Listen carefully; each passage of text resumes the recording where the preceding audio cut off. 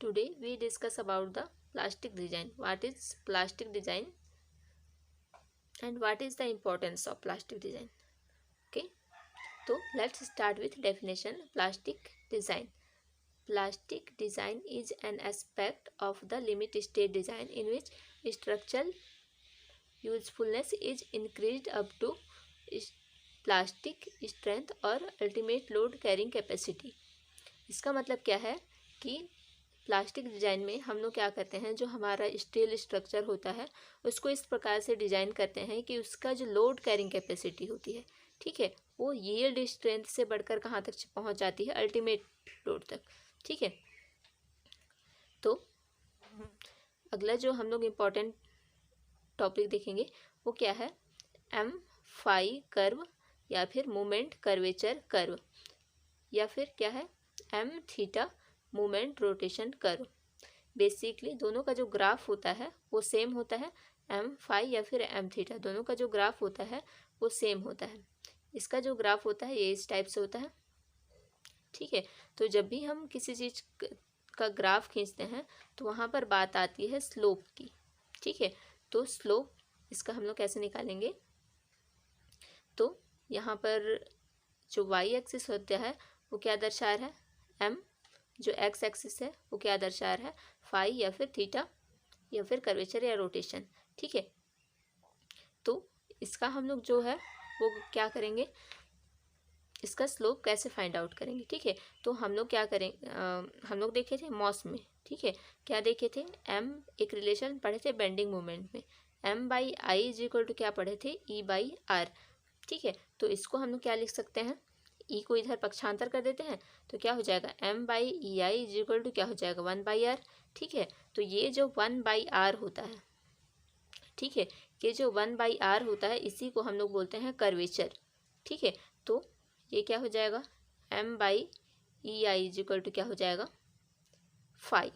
ठीक है, तो ये क्या हो जाएगा, M by phi is equal to क्या हो जाएगा, ई आई।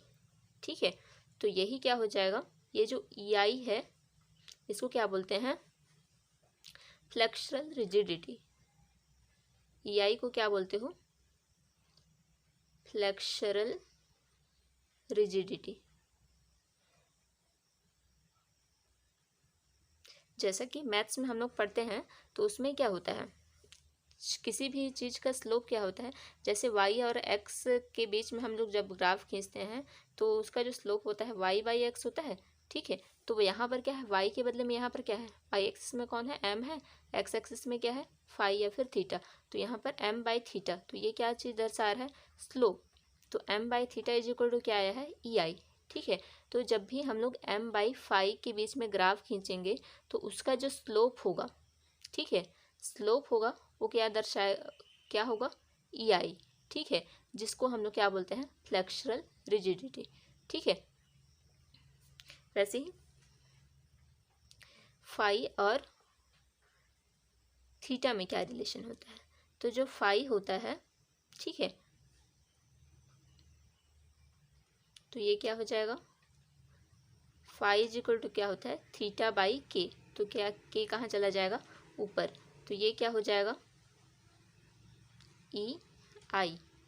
ठीक है, तो यहाँ पर क्या हो जाएगा, M by theta is equal to क्या हो जाएगा, ई आई बाई के। यहाँ पर के जो है वो कांस्टेंट है। ठीक है, तो एम बाई एम थीटा का जो कर्व स्लोप होता है, ठीक है, एम थीटा कर्व का जो स्लोप होता है वो क्या होता है, ई आई बाई के, जबकि एम बाई फाई का जो स्लोप होता है वो क्या होता है, ई आई। ठीक है, हिंदी में जो स्लोप होता है उसको प्रवणता बोलते हैं। अगला जो हमारा इम्पोर्टेंट टॉपिक है प्लास्टिक डिजाइन में, ये मोस्ट इम्पॉर्टेंट टॉपिक है, वो क्या है, सेफ फैक्टर। सेफ फैक्टर ये क्या होता है, तो ये क्या होता है, it is the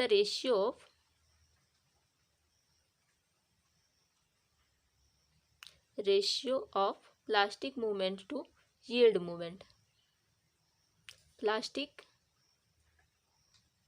movement to yield movement.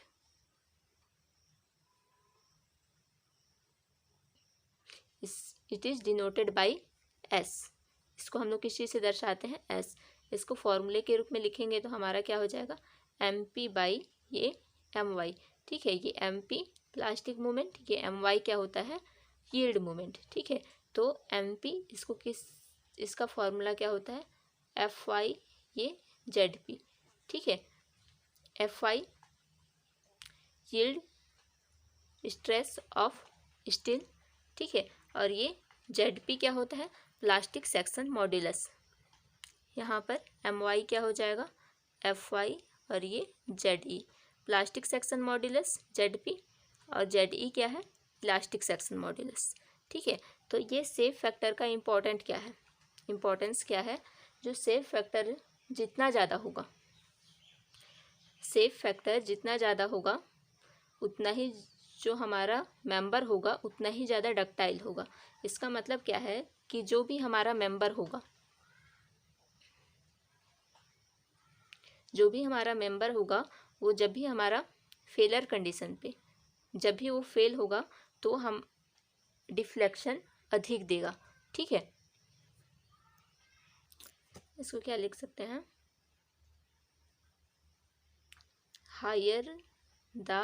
Higher the safe factor greater the ductile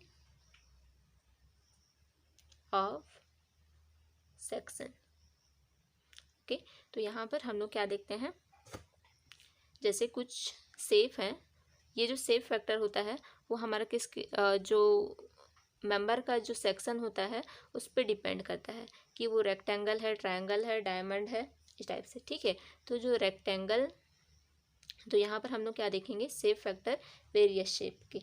ठीक है, तो यहाँ पर ये हमारा शेप हो गया और ये इधर हमारा क्या हो जाएगा, शेप फैक्टर। ठीक है, तो जो हमारा रेक्टेंगल होता है, रेक्टेंगल, इसका जो सेफ फैक्टर होता है वो होता है 1.5, और डायमंड पतंग के शेप का। ठीक है, ये जो होता है इसका जो सेफ फैक्टर होता है वो 2 होता है। ट्रायंगल का सेफ फैक्टर 2.34। इसके बाद आता है सर्कल का, सर्कल मीन्स वृत्त, वृत्त का जो सेफ फैक्टर होता है वो कितना होता है, 1.7। ठीक है, उसके बाद क्या आता है, एक रिंग का आता है। ठीक है, तो जो हमारा रिंग होता है उसका सेफ फैक्टर कितना होता है, 4/पाई। ठीक है, उसके बाद जो आई सेक्शन होता है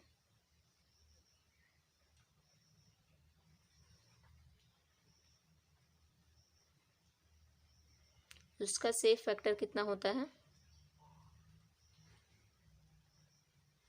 1.14। ठीक है, और एच सेक्शन का,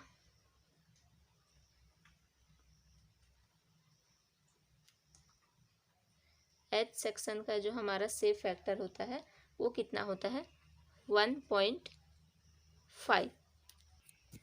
अगला जो हमारा इम्पोर्टेंट टॉपिक है वो क्या है, लोड फैक्टर। लोड फैक्टर क्या होता है, लोड फैक्टर जो होता है it is the ratio of ultimate load to working load. ठीक है, या फिर अल्टीमेट स्ट्रेस अपॉन में वर्किंग स्ट्रेस। ठीक है, अल्टीमेट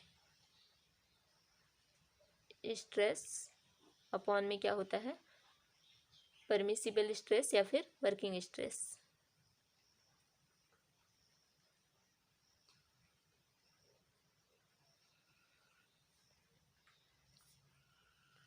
इसका जो और एक फॉर्मूला होता है वो क्या होता है, load factor is equal two factor of safety,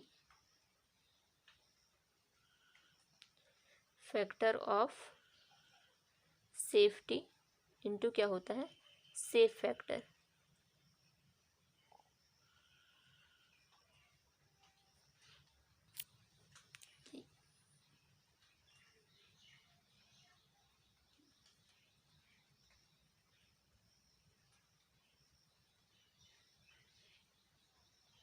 अगला जो हम लोग पढ़ेंगे वो क्या पढ़ेंगे, प्लास्टिक हिंज। ठीक है, जब कोई जो भी स्ट्रक्चर होता है हमारा प्लास्टिक डिजाइन क्या होता है, तो जब भी हम वो फेल होता है, ठीक है, जब भी वो कोलाप्स होता है तो उसमें प्लास्टिक हिंज फॉर्म होता है। ठीक है, तो किसी भी जो भी स्ट्रक्चर होगा हमारा, तो उसको कोलाप्स होने के लिए कितने प्लास्टिक हिंज की ज़रूरत पड़ेगी। ठीक है, तो फॉर कोलाप्स क्या हो जाएगा, for collapse the number of plastic hinge, the number of plastic hinge, ये कितना होता है, ये होता है R+1। ठीक है, कि R क्या होता है, R जो होता है static indeterminacy, R is equal to static indeterminacy, या फिर इसको क्या बोलते हैं, रिडंडेंसी।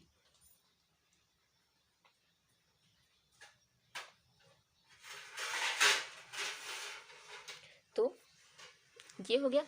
ठीक है, और जब प्लास्टिक हिंज फॉर्म होता है तो उस टाइम पे उस सेक्शन पे स्ट्रेन डिस्ट्रीब्यूशन कैसा होता है या फिर उसका स्ट्रेस डिस्ट्रीब्यूशन कैसा होता है। ठीक है, ये देखते हैं। तो जब भी हमारा जो स्ट्रक्चर होता है वो फेल होता है या फिर प्लास्टिक हिंज फॉर्म होता है तो उस टाइम पे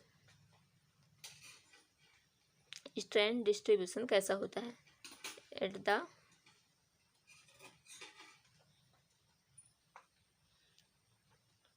location of plastic hinge, at the location of plastic hinge, strain distribution कैसा होता है,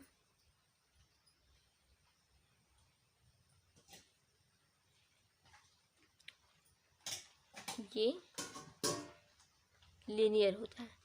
ठीक है, और जो हमारा स्ट्रेस डिस्ट्रीब्यूशन होता है वो क्या होता है, स्ट्रेस डिस्ट्रीब्यूशन, ये क्या होता है, रेक्टेंगल। ठीक है, इस टाइप से। तो ये क्या होता है, FY, ये क्या होता है, FY। ठीक है, तो इस लेक्चर में इतना ही।